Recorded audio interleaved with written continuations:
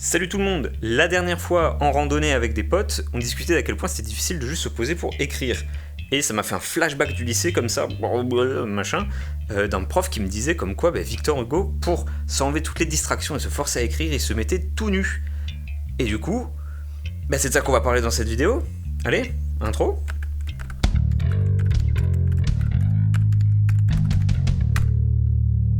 En rentrant de randonnée, je me suis dit, ok, cette anecdote sur Victor Hugo, en vrai, faut que je me renseigne un peu plus dessus, parce que ça pourrait faire une chouette vidéo de 5 minutes sur, voilà, le truc, voilà, Victor Hugo, l'habit à l'air, c'est rigolo, tout ça.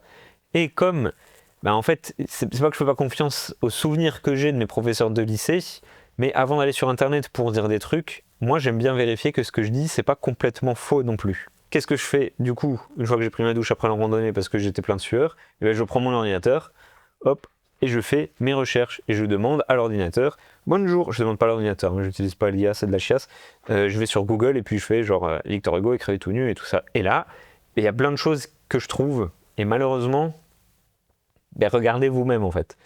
Alors déjà là il y a l'article type, pourquoi Victor Hugo écrivait-il nu, ok super les histoires tout ça avec des petits conseils genre déconnectez-vous d'internet pour écrire, aucune source. Ensuite, il y a les articles, pareil, exactement la même merde, pas de source, mais cette fois-ci avec plein de merde en IA de chiasse, avec genre Père Noël de merde en IA qui écrit de l'autre côté de la feuille, Victor Hugo là, waouh. Et regardez-moi ça, il est vachement fort, il écrit à deux mains quoi en même temps, enfin putain de merde. Et le pire après pour moi je trouve c'est le post LinkedIn qui utilise l'anecdote en mode ah ouais, il faut grind, il faut trop travailler, trop bien, avec tous les commentaires des gens, typiquement LinkedInien. Et en vrai c'est pas ça le pire c'est le post LinkedIn, mais sur Threads. Ou cette fois-ci, c'est pas juste pour dire il faut grinder, c'est pour dire hey, clique et suis ma formation, j'ai créé des formations de business en ligne et tout, mais putain, mais ferme ta gueule, sale fils de pute. Bon, tout ça, ça veut pas dire que c'est une anecdote de zinzin qui a été inventée comme ça par un déglingos, je sais pas quoi, ça veut juste dire que j'ai pas encore assez d'informations pour vous dire oui, c'est bien vrai. La légende, elle veut qu'il fasse ça spécifiquement pour écrire Notre-Dame de Paris, parce que son éditeur lui mettait la pression pour le sortir. Donc plutôt que de chercher directement l'anecdote de l'habit à l'air, j'ai cherché des infos sur l'écriture de Notre-Dame de Paris. Et là j'ai trouvé des sources de confiance, des articles de la BNF qui parlent de manuscrits de Notre-Dame de Paris et des habitudes d'écriture de Victor Hugo. Parfait, bing bang boom, super, je lis tout ce qu'il y a à savoir là-dessus, et il n'y a rien sur l'écriture à poil. Sur l'écriture debout, oui, sur l'écriture à poil, non. C'est pareil sur Wikipédia, je suis allé voir là-bas, alors... Il n'y a pas mention de cette anecdote dans l'article, mais je me suis dit, si ça se trouve, dans les métadiscussions, dans l'historique des éditions de l'article, il y avait l'anecdote qui a été retirée parce qu'il y a des utilisateurs qui disaient pas assez de sources ou je sais pas quoi, donc je suis allé voir là-bas, et pareil, j'ai rien trouvé qui parlait de ce genre d'affaires. Si j'ai trouvé une correction qui dit que le père de Victor Hugo, c'est Joseph Léopold Sigisbert et pas Adolf Hitler. Victor Hugo, il a eu droit à une statue de lui à poil.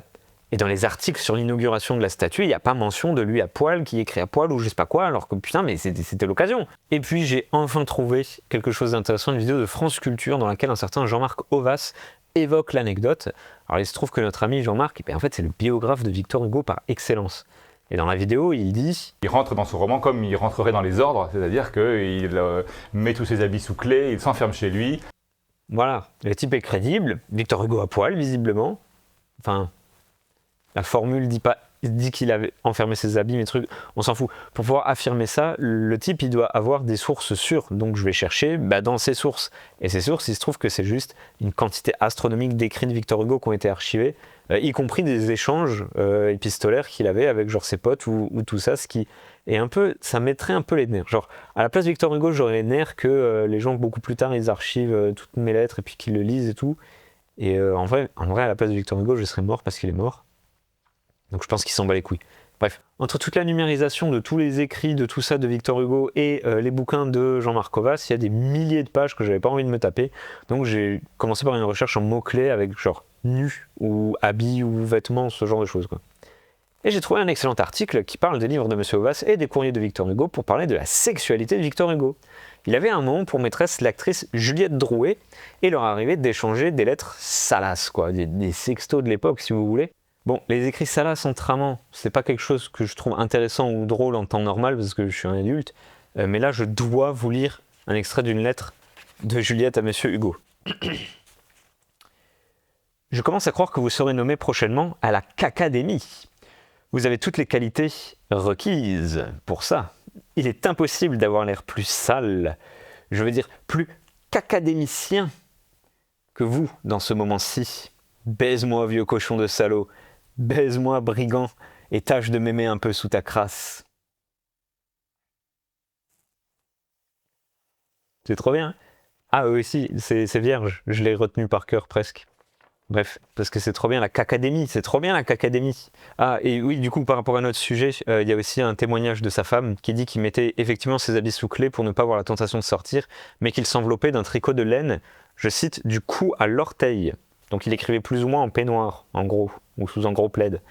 En tout cas, il se couvrait du cou à l'orteil pour éviter d'avoir froid. Donc la question qui reste maintenant, c'est est-ce qu'être juste genre en peignoir, c'est être nu? Pour moi, non. Mais je sais que ça fait débat. Par exemple, si vous êtes le proviseur de mon lycée qui était absolument pas fan du carnaval de 2012 où je suis venu déguisé en DSK. Il y a toute une histoire là-dessus et j'ai malheureusement une preuve en photo. Voilà, alors déjà je sais ce que vous allez dire de 1, super glow up, j'espère, en 14 ans, et de 2, William, tu sais qu'avec les algorithmes et tout, ce genre de pixelisation, on peut les défaire en fait, on peut voir les visages qu'il y a en dessous, et c'est pour ça que avant d'avoir flouté, pixelisé les visages, eh ben, je les ai remplacés par les visages de Victor Hugo. Bref, quoi qu'il en soit, cette vidéo est terminée. J'espère qu'elle vous a plu. Si elle vous a plu, vous pouvez liker. Vous pouvez vous abonner aussi. C'était pas fait exprès qu'il y ait une vidéo qui parle d'être à poil juste après une vidéo qui parle de chiottes. Je vous jure que c'était pas prévu, mais bon. Abonnez-vous pour voir la prochaine vidéo qui, en fait, elle sera un peu plus longue et il y aura toujours le même genre d'humour, le même truc, tout ça, mais ce sera promis, juré, craché, ça parlera pas de toilette ou d'avoir la bite à l'air.